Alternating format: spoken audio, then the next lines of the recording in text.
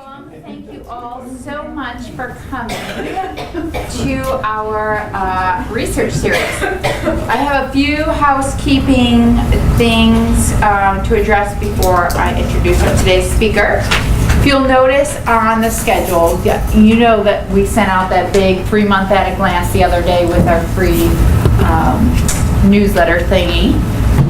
But be prepared, there'll be another one coming out with these updates. If you'll notice, September 13th, it was on September 27th. Because of a conflict the speaker had, we had to change that date to September 13th.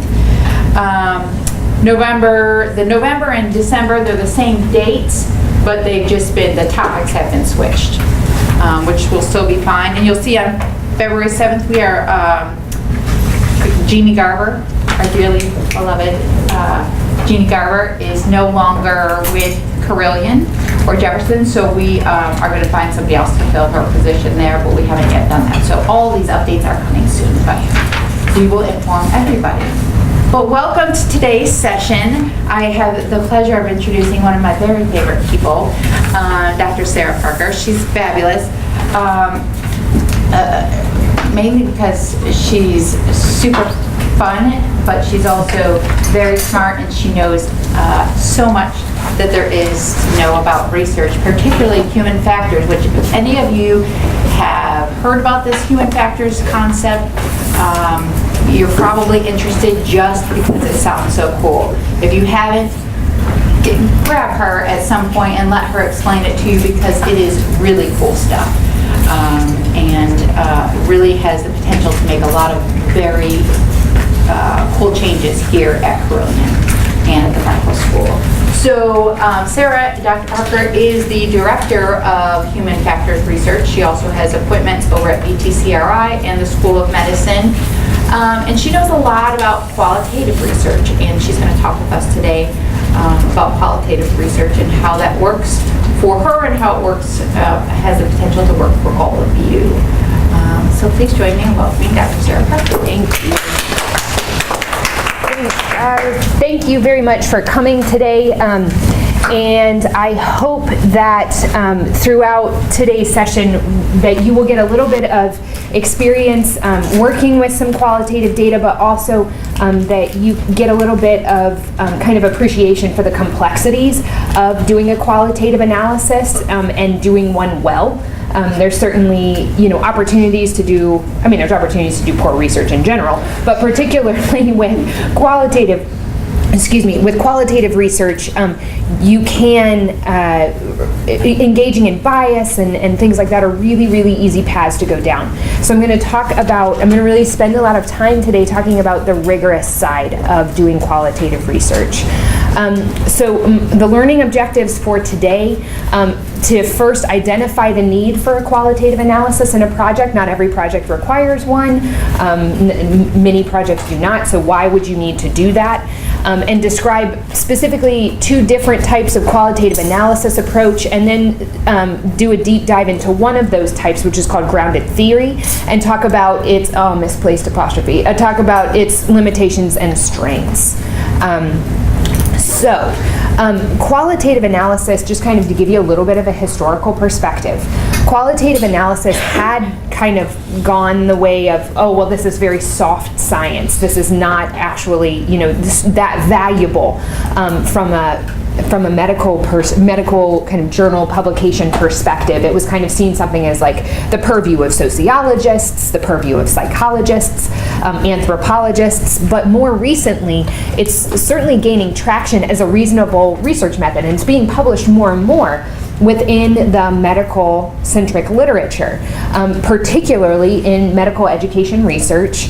And then as social and behavioral research comes more into the healthcare field, more and more qualitative analyses are showing up.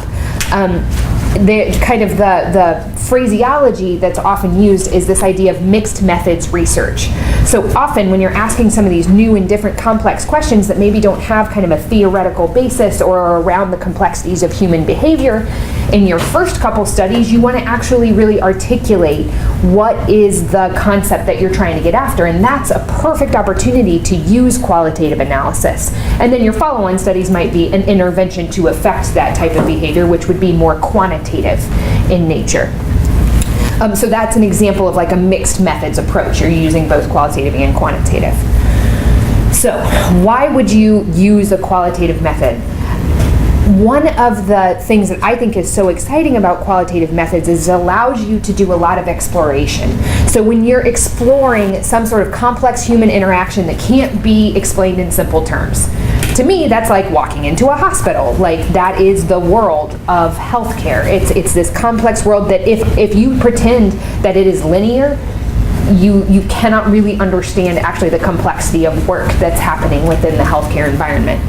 And so what I think our opportunity is to use both quantitative and qualitative rather than put them in some sort of verses. You know, often they're kind of, actually when I started making this slide, I had them in 2 columns and I was going to do a compare and contrast, and then I realized that is absolutely not what I want to do because they are really complementary and helpful to support each other. So a quantitative approach is much more for kind of standardized comparisons, accounting for variance. You want to control as much as possible. You really want to narrow your research question so that it's very specific and testable, testing a hypothesis. With qualitative, you are doing a little bit more of exploring in depth. I think about it in terms of like in I don't know if there's any surgery people in the room, but kind of in terms of like a dissection. You're really trying to like get at all those different layers and start to pull things apart and get deeper and really try to expose the issue that you're really trying to deal with. And so when you're trying to figure out why or when to use qualitative methods, obviously it comes back to what's your research objective, what is your research question, what are you trying to get after? And if it's something to do with the complexities of human behavior, then qualitative analysis might be your good choice. So here are some example questions that might lend themselves nicely to a qualitative analysis. Are there themes in our med student admissions essays? Are folks focusing on some specific thing?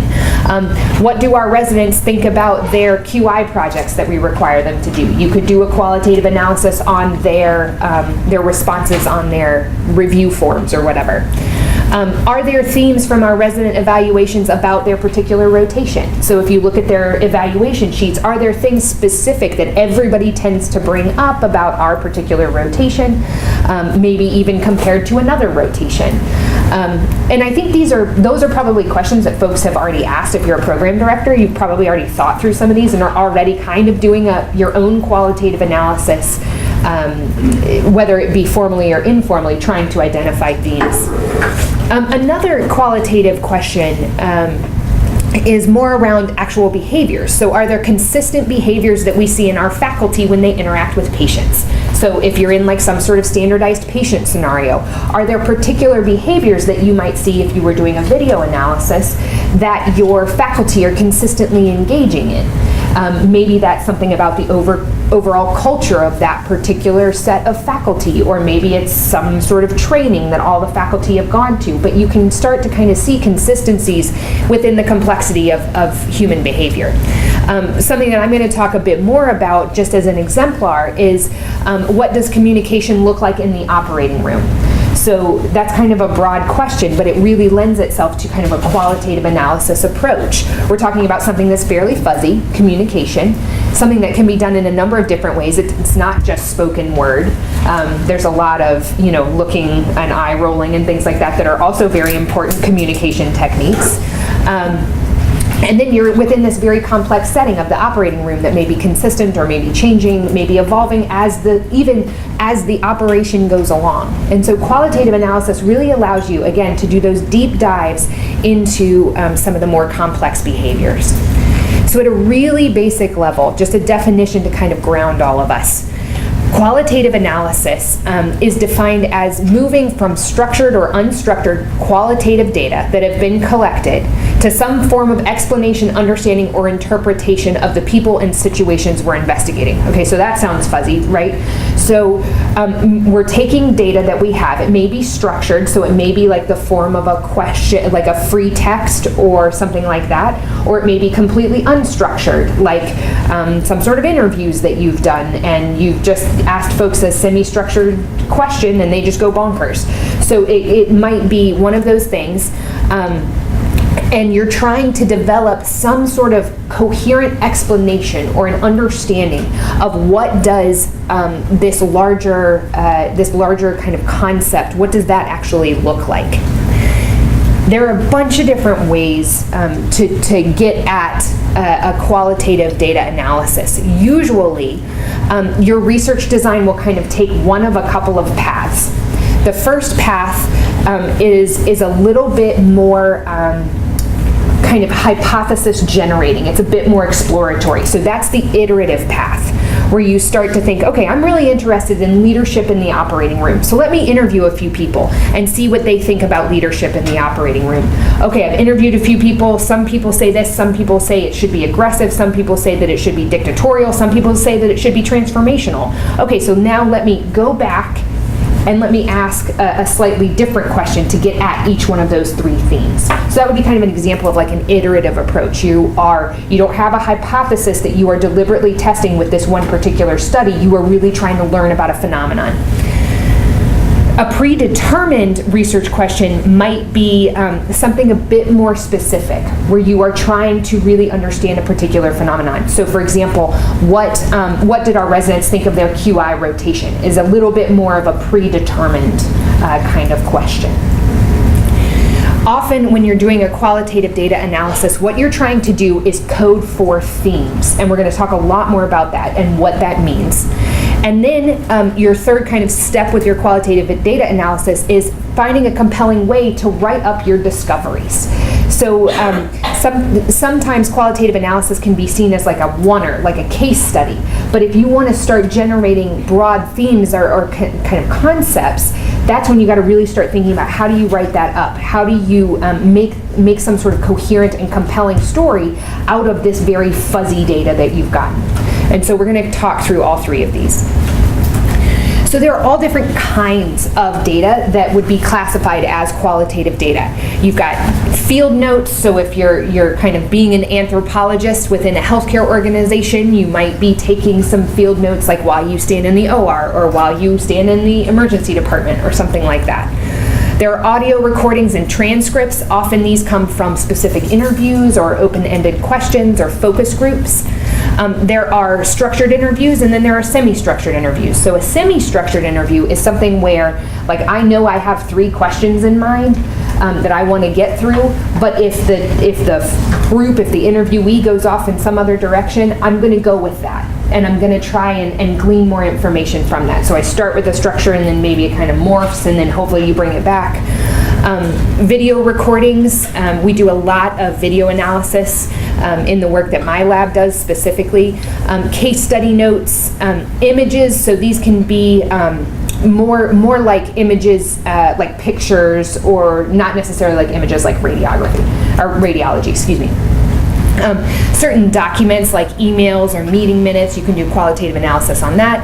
Also, there's a lot of qualitative analysis done on things like patient diaries or patient activities, where you're trying to pull themes from, if your question's about like daily exercise habits, you're trying to see maybe what are the themes that make somebody excited about going to their daily exercise activity. So I wanted to give you a couple of examples. These are all from various research projects that we've done within my lab, but these are different kind of ways that we have collected data. So here in the middle, this is a video of traumas, and we have this whole coding scheme here that we are trying to apply to these videos. This down here is a communication analysis where we're trying to look at all of the different communications. So we've chunked out each line of communication, and then we assign it who is doing the communication, what type, and then we give it some sort of code. So we're really trying to get the theme of that communication kind of from each utterance. Up here, this is another kind of coding for trauma, and we're particularly looking at how people cope under stress. And so we have 3 main categories, and then particular elements of each of those main categories, and then exemplar behaviors that we might be looking for in both behavior as well as communication. Over here, this was a study that we did in the emergency department, actually here at Carilion, where they had a mass casualty simulation. And we opportunistically ran in there and tried to take notes on what everybody was doing. And so literally this is just like our ethnographic observations of a timestamp, where was I, and what were the things that I was seeing. So these are all different kinds of qualitative data of varying levels of structure and completeness. So I want to, like I said, one of the things I really want to drive home is how important rigor is, particularly in qualitative data. So I'm going to talk about each one of these 4 things and talk about rigor within each one of these 4 things. So rigor within your research question and analytic objectives, within your data gathering, within your analysis, and within your interpretation. To kind of take a step back, one of the things that's most important in qualitative data is this idea that your results are both reliable and valid. So if you have a case study that's kind of literally only particular for that one specific incident, then that's a case study. It's hard to draw larger conclusions kind of about the complexities of a certain phenomenon from just one specific case study. But if you are, for example, looking at something like communication in the operating room, you might be trying to figure out like what are the general concepts, general phenomena that are occurring within the operating room. And one way to, and within that, it's really important to have that reliability, so reproducibility and stability of your data, and then validity. So it's honestly and genuinely getting at the concept that you think it is. So whenever I think about reliability and validity, I always think about these targets. And if you Google reliability and validity and targets, this is what pops right up. So I find this really, really helpful. So over here, you've got everybody in the same spot, but not the correct spot. So that's super reliable, but it's not valid. Here you've got kind of everybody's at least somewhere in the target, so that's positive, but it's all over the target. So that's valid, but not reliable. Here you've got kind of a smattering where folks are kind of on the target, but it's not necessarily all in kind of one area, so it's neither valid nor reliable. And then here's what we're going for. So we're going for the honesty and the genuineness. We're going for the middle of the target, but we're also going for reproducibility and stability. So you're hitting the same thing over and over and over. And in qualitative analysis, that's what you want to start being able to do, is pull out themes over and over and over. So you kind of go, it's like, think about it like a funnel. So you go from loads and loads of information and you try and dissect down to what are the main themes, and do that in a reliable way that is producing what you would think would be valid results. So when we think about rigor in terms of your research question or your analytic objectives, you kind of want to figure out, are you doing kind of more of like a structured qualitative analysis or more of an unstructured qualitative analysis? So are you doing something hypothesis driven? So in this example here, in the operating room, a surgeon that engages in more transformational leadership behaviors will be rated as a better communicator by the staff. That's kind of a hypothesis driven, that's a hypothesis. And then your methods to get there would be more of potentially, you could get there in a number of ways, but more of a qualitative analysis would be one option. If you were doing a quantitative analysis, you might design your study to have to be in simulation and to have a surgeon confederate who communicates in one way with one group and another way with another group, and then you could quantitatively assess that. If you are just looking at if you're just looking at it kind of within the live setting, you might have to do more of a broad qualitative analysis because you lack control over what type of surgeon leader you have in this particular instance. The second type of kind of analytic question that you might ask is something that's more around emergent phenomenon or emergent themes. And one way, one particular method that is pretty well used is called grounded theory. And we're going to spend a lot of time on that here in a few minutes, so I'm going to come back to that. When you're gathering your qualitative data, there is this idea that thick description, that is the turn of phrase, thick description is your friend.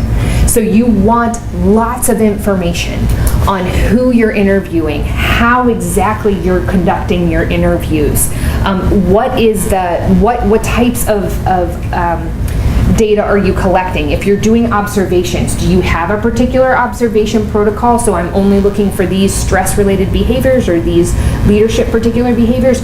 Or are you saying, I'm just doing ethnographic observations and we're going to sort that out later?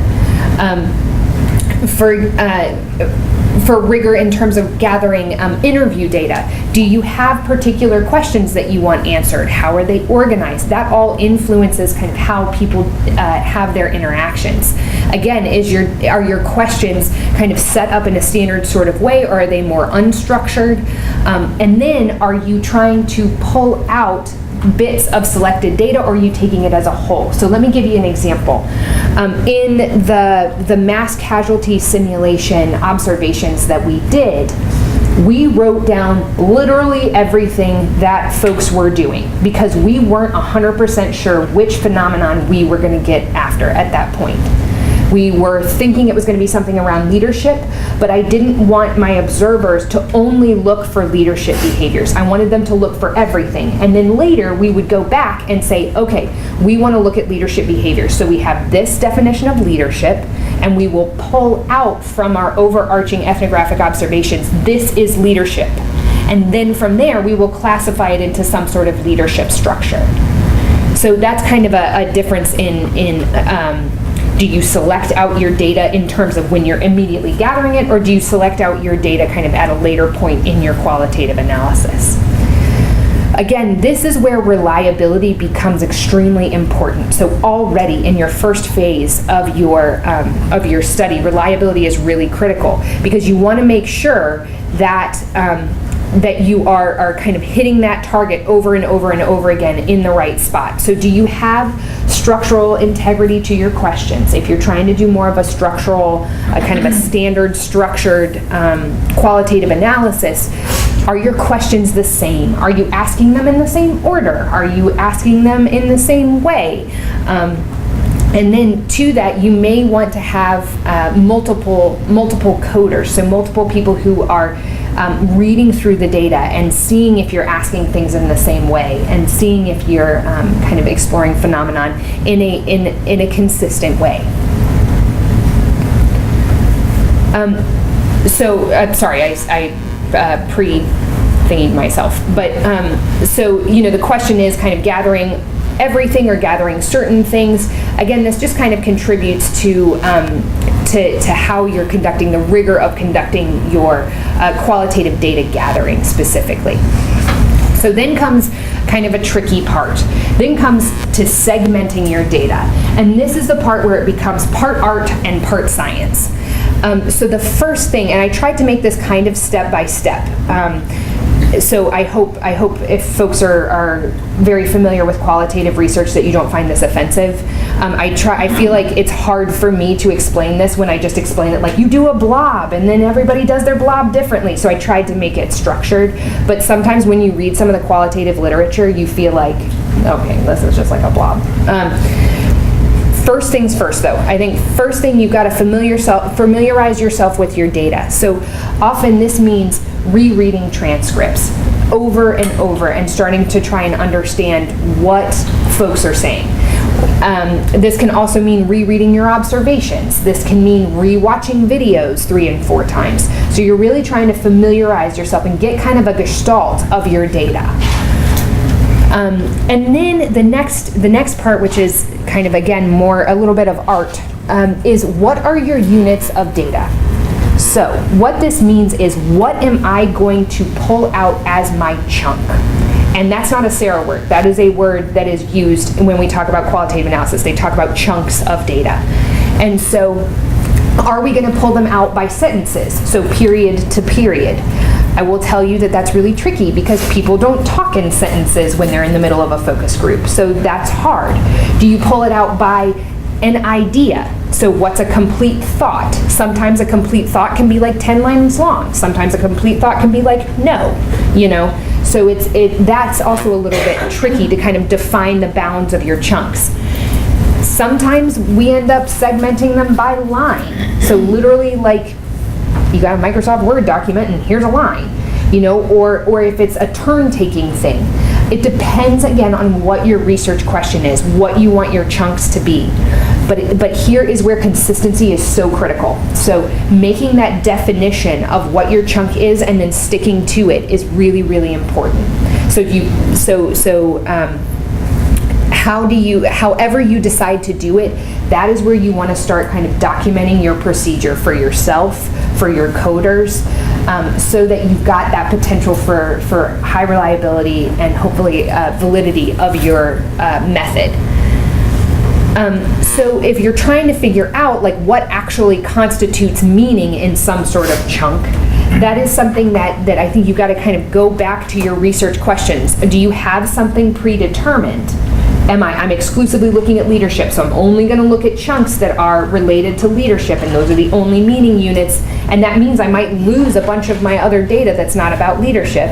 Or are you looking for emerging themes? So I really want to know, you know, what are the, maybe yes, they talked about leadership here, but what are the surrounding issues that they're also talking about that maybe influences leadership in different ways? So I pulled out from some previous work that I did back when I was in Scotland, from some interviews that we did on leadership and who is the leader in the operating room. So this was a study where I honestly thought so basically we had these focus groups organized, which were a giant pain to organize. Focus groups are really, really hard to organize, and they're hard to code because everybody talks over everybody, but they're really valuable because people influence each other when they're talking, and so it's really exciting from a conceptual standpoint. What we decided to do was pull out, our chunks were going to be kind of meaning units, so segments where they were talking about leadership, and sometimes this meant a full sentence, sometimes it just meant a little bit of a sentence. So to make everybody comfortable in these focus groups, I thought, I'll toss them an easy first question, and this will all be very nice, and everybody will be like, oh, Sarah's so nice, I really want to share all this information with her. So the first question I asked of all these different focus groups was, who do you think's the leader in the operating room? And that was like a ridiculously difficult question. And that just shows how naive I was and how awesome it is to learn from a method like this. But it was fascinating to hear how folks differed. So there's a couple of consultant surgeon quotes up at the top. It would depend on the component of the case. I would say the senior surgeon, I think I am. But it depends, maybe anesthesia sometimes. Anesthesia said depends on phase, and then they said it's not a straightforward question with an automatic answer. Then the nurses said themselves, which I was like, oh, this is so fascinating about the different mental model of what does it mean to have leadership in the operating room. So this was an instance where I thought I had a pretty structured question. I thought I had some very nice structured data that I was going to deal with and do a nice qualitative analysis around. And then as soon as we started reading these, it was like, oh gosh, we have to look for emergent themes. There's a lot more happening here than just that so what we started doing here, oh no, I apologize, my stuff got all mixed up, rats. So what we started doing here was actually coding using honestly, I did colors, highlighters. And so started trying to say, oh, it would be the senior surgeon, okay, so that's green, that's who I say. Oh, it's the senior anesthetist, that's who I say. It would be the surgical side and then the anesthetic side here. Oh, somebody else said it's the scrub nurse and somebody else said it's the team leader for that day. So at a super basic level, the first step was, okay, who is the leader? Who are people articulating as the leader? Sorry. And then in the second step, what we did was we tried to pull out the ambiguous statements. So for example, it would depend, or I think predominantly. That's kind of an ambiguous statement. If, this is supposed to just be if, not if all that other stuff. So if I think for certain components, I don't think it would change according to where in the action you are, etc. So we started pulling out those ambiguities around that particular concept. And then the third thing that I did want to bring up is how important the structure of your questions is. So one of the anesthesiologists said to me, depending on the phase, I think, and then he said, I would pick you up almost on your phrasing, because you said who's the leader during the operation, and you could equally say who is the leader during the anesthetic, da da da da da. And so I just wanted to bring that up because that's so important with how you phrase your questions and how you ask for your data, because people are going to really interpret it in different ways. And I loved that he called that out specifically, because it really does lend a lot more insight. So what that does is you don't just start highlighting stuff. I mean, maybe you would, but you really at that point when you're starting to think about, okay, I'm looking at who people actually said were the leader, and now I'm starting to look at ambiguous statements. Now I'm starting to look at contradictory feelings about questions that I had asked. That is actually starting to build what's called a code book. So a code book is your Bible when you're doing qualitative analysis. In your code book, you have every type of code that you use and what your definition is. And often, you also want a behavioral exemplar. So particularly if you're doing some sort of observations. If I'm saying you are coping with stress and you are yelling, then I want a behavioral exemplar for what that looks like.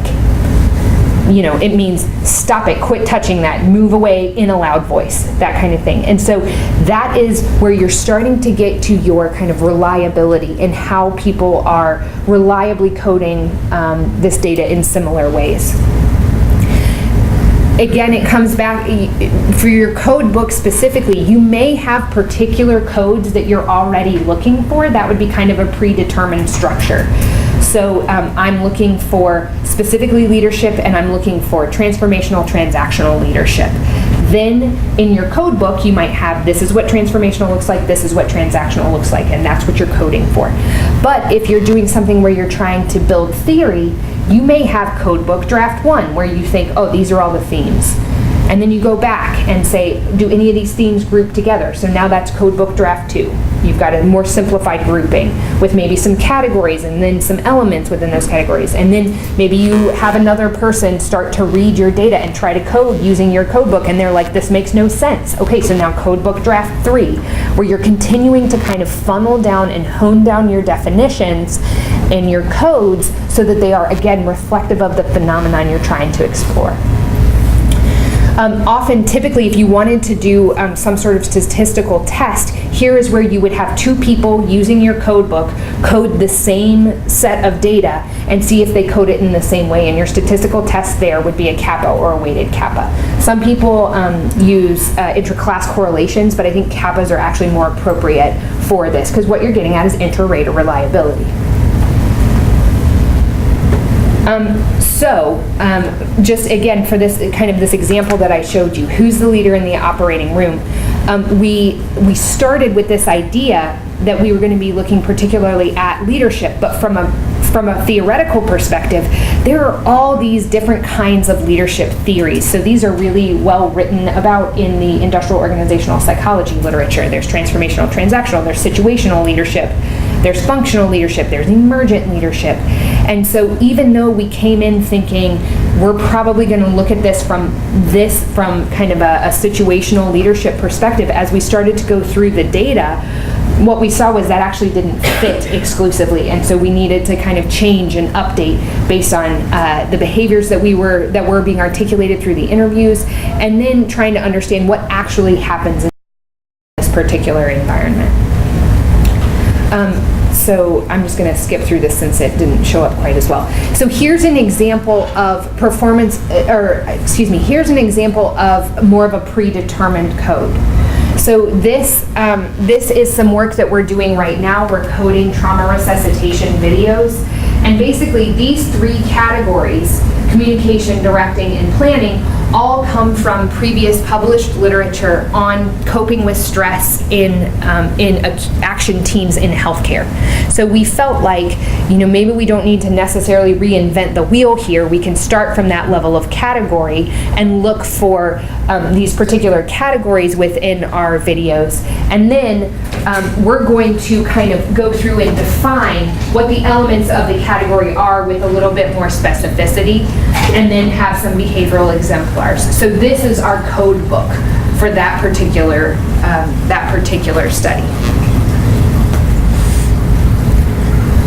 So when we're talking about rigor in terms of our data analysis, for our chunks, do we just want those little meaning kind of chunks, or do we want the full context?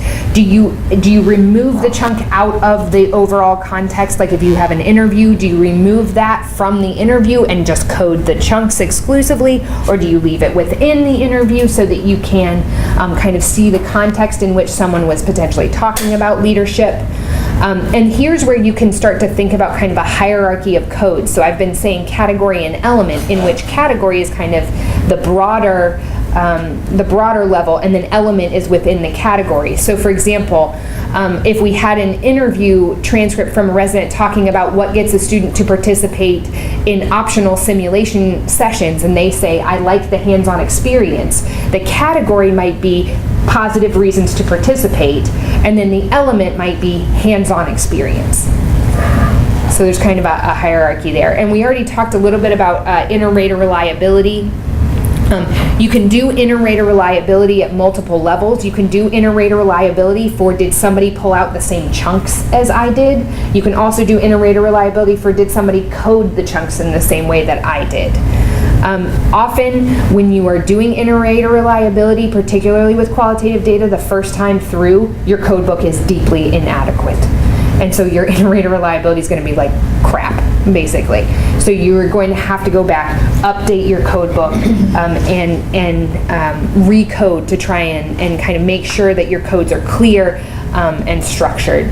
So there's a frequent recoding and calculating your kappa.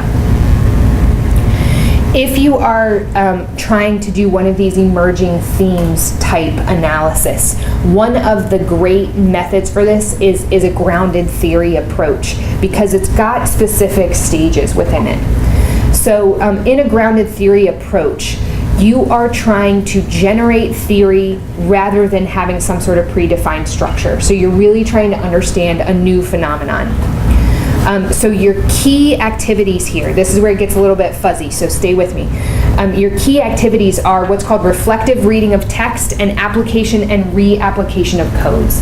So this is where that iteration becomes really, really important. And this is where you are reading the same stuff over and over and trying to glean new themes from it. What are they actually saying when they're talking about that? You go back to the data over and over and over in grounded theory approach. Typically, a grounded theory approach has 3 stages: open, axial, and selective coding. Open coding is this first phase where you are just like hanging out in the data. You are rereading, you're really trying to get to know it. Anthropologists use this pretty frequently, and sociologists use this pretty frequently, where they are just like immersing themselves in the concepts that are in their data. And so they're trying to start categorizing information into themes, trying to start separating it out. It's kind of like wading through mud and trying to kind of push the mud into certain areas and make sure that they kind of stick there. Within axial coding, you are then going back to your basic data and trying to connect your categories. Okay, so axial is trying to bring those categories. What is the relationship between these categories of data? In selective coding, then you again are going back to your data and trying to build a story that kind of connects all these different categories, and then makes some propositions, so have some hypotheses. Often the result of a grounded theory coding is not some sort of conclusion, it is a bunch of hypotheses. So in open coding, you have a very, what they euphemistically, in my opinion, call constant comparative approach, which really means like rereading 100,000 times. And it sounds pretty when you say constant comparative. You're like, oh yeah, everybody could do that. And then you're like, wait, that takes 6 days? That sounds terrible. So constant comparative approach is kind of the idea where you are just identifying categories. So you're starting in one place and trying to pull out different categories or different themes. You may come back to it the next day and say, oh, I missed this whole theme. Now I have to reanalyze my data. I have to look at it again. You're kind of done with open coding when you have themes that you are no longer developing new ideas. So that's called saturation. So whether you are reading, let's just say you're reading multiple interviews with surgeons and anesthesiologists and nurses about leadership in the operating room. And as you read, you start to list, okay, good communication, directive when appropriate, coping with pressure. And then in one of the nursing interviews, somebody says something about doing a briefing at the beginning, getting everyone on the same page. Okay, that didn't come up in any of these, so now I need to include it. Now I need to update my list of categories and themes. When you've reached saturation, that means there are no new ideas, nothing new is being generated in the data. So this is iterative and it builds up gradually, and this is where that thick description, so details about who you're interviewing, when you're interviewing, what kinds of questions you're asking is really important. Okay, so there should be a sheet that everybody got when they walked in that's just a kind of a plain Microsoft Word document that has some actual interviews on it. So if you could get into little groups of kind of 2 to 4, so you can pair off for 2 to 4, I'd like you to just go through this little tiny bit of data and do your own, a little bit of open coding, just a tiny bit. So you want to define your chunks, see what are some important themes that you maybe pull out yourself, and then compare your themes maybe with somebody who's in your team or one of your colleagues, and then come up with your consensus as to what are the main themes here. So we'll just try this, we'll give it a few minutes, and then we'll come back together. Okay? I'll just leave this up for you.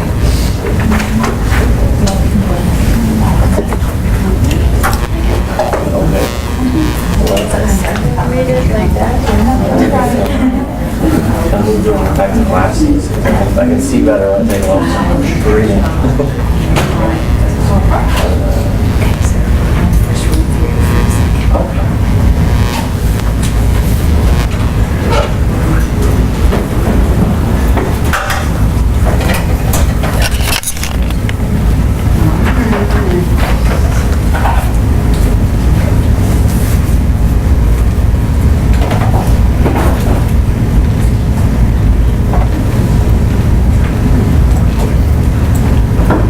Starting with this one.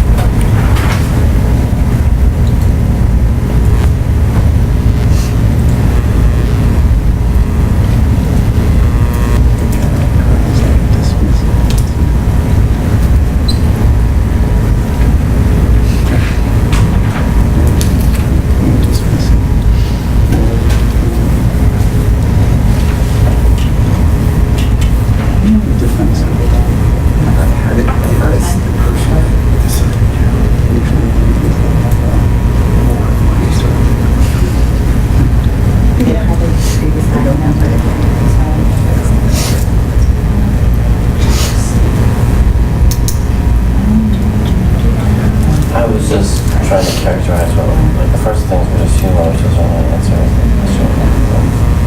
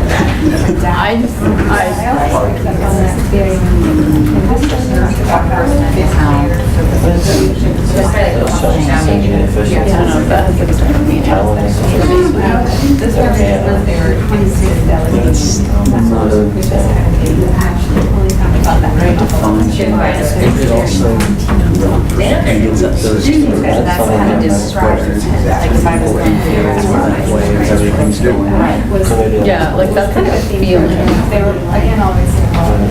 That's like something you observe. That's like something you feel. It's hard to find a feel that you get when you walk in. Well, if you do crazy things, that chunk of it.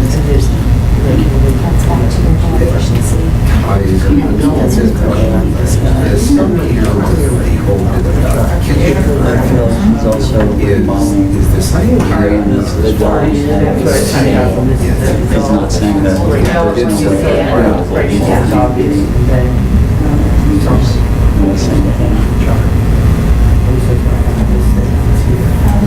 Secrets and delegations. So I feel that this is the particular one. Two delegations talked about. There's kind of just been every delegation. One road confidential.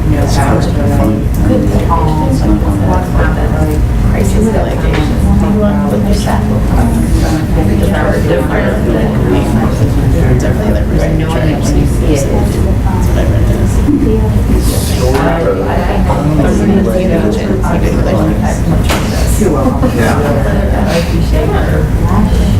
this. I remember doing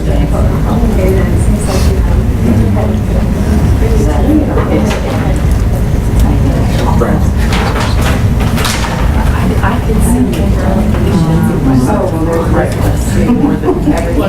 I can see buying into the category. That's what it's called. Is there a theme of just recognizing leadership and then good leadership, bad leadership? all the security. I think it's all good leadership that they're trying to describe here. Someone's just focusing on ensuring these people are going to go back. This person's focusing on Who said that? Seems kind of like Qualitative. What I was talking about.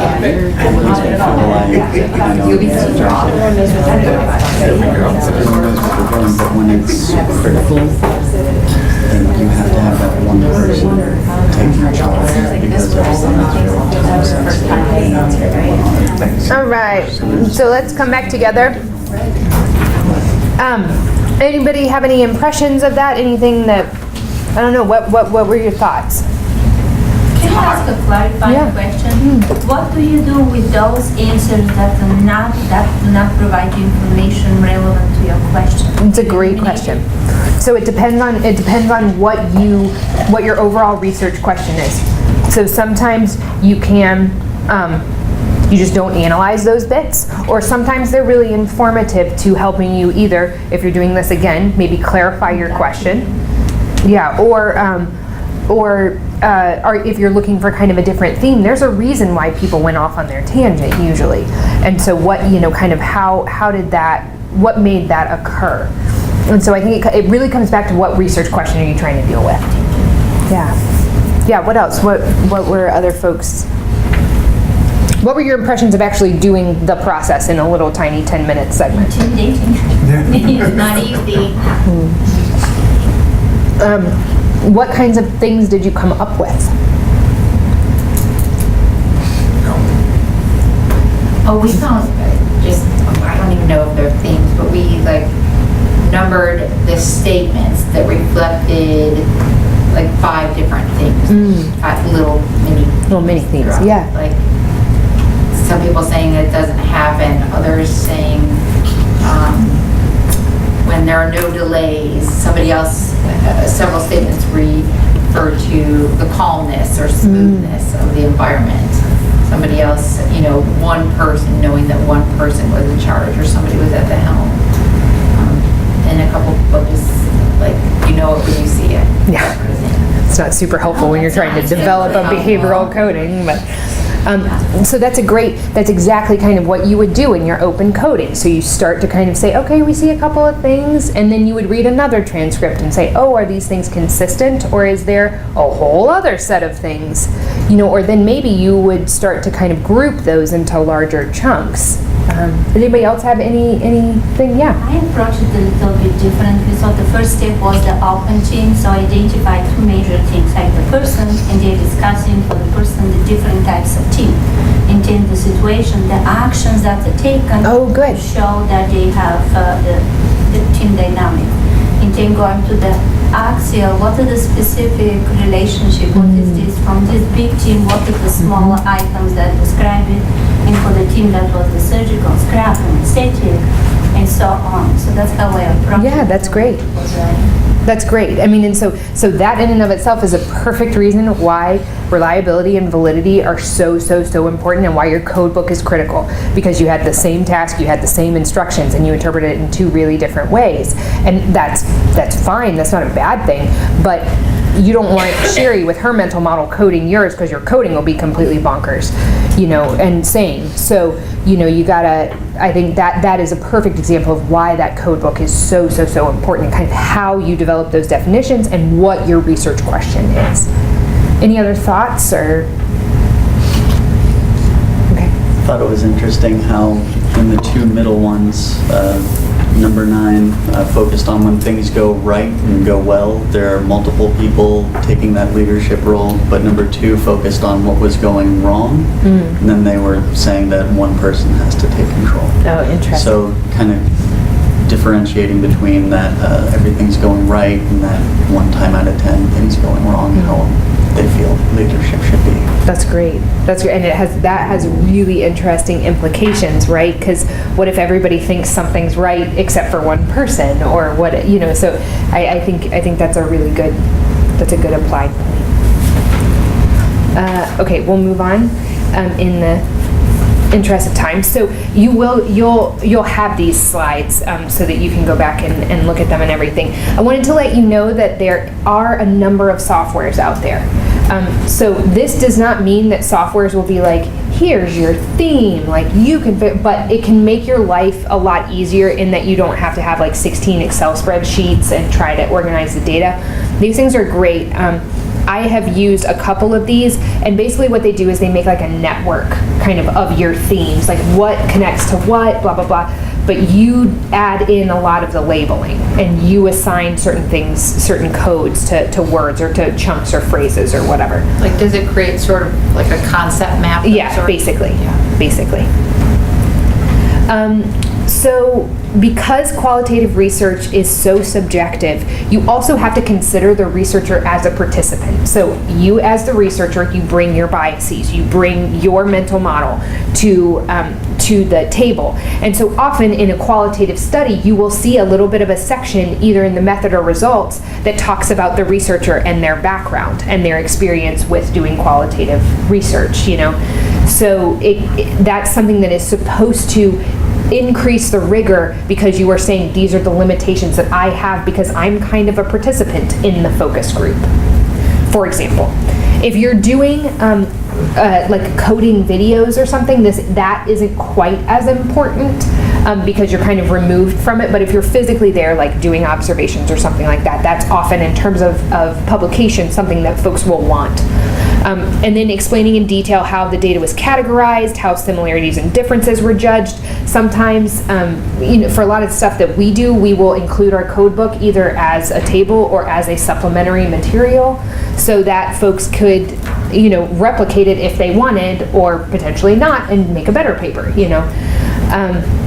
And then that validity, so that face validity in terms of your, the validity of your conclusions within a particular discipline, and then data collection validity. So did you gather your data in a valid way?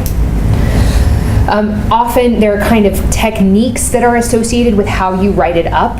So in a qualitative analysis paper, you'll usually see a representative quote that is in italics, and it's cited as, whatever, consultant surgeon interview to surgeon 1 or something like that. So it tells you what the role was, which interview it was, and what their label was. That's just kind of a typical way to present. In observations, you often explain the particular situation and why you interpreted a certain observation as such. So you might say what the observation was and then why you explain it as such. Similar to interviews for focus groups, representative quotes, and often you want them from multiple participants to kind of really support your data. Sometimes you'll see differing opinions on this, but sometimes people will say you want a semi-quantified approach. So for example, 21% of surgical participants said X or mentioned X. Some people very much frown upon that because it's making something qualitative quantitative, and that feels funny to them because you can't, 21% of surgeons might have mentioned it, but that doesn't mean the other however much percent didn't think it was important. They just didn't mention it. And so it's kind of a little bit of interpretation there. So again, just kind of coming back, there's all these different methods, there's all of these different kind of ways to categorize and acknowledge your data. Each of these, when you're presenting it, have different ways to present it. I wanted to give you, again, since you will have the slides, a couple of examples of really well done, well written up, I don't know if they were well done, but well written up qualitative studies. So there's this one by Lingard is one of my favorite. That should be Resnick with a Z, not an X. I apologize. But that's a great one, and particularly because it's in medical education, I thought you might like it. It's a really lovely study. So you'll have those. And then here's a list of resources for you. This particular Anderson article is available. It's free of charge. You can grab it. They have a checklist that I thought was kind of nice in their Appendix 1 that's like, here are all the things if you are writing up a qualitative study, or if you're trying to conduct one and then write it up, here are the things that you need to consider. So that was really nice. There's a lovely article in BMJ a few years ago. If you're interested in how to code what your chunk should be, how to define your chunks, this Saldana 2013 is really, really helpful. Glasser and Strauss were kind of the beginnings of grounded theory. They were the ones who developed it, and so that's their book. And then Sharma's wrote kind of the one that's now cited all the time about grounded theory. So just a few references, hopefully, that are useful to you if you want to do further work in this. And that is it. Thank you very, very much.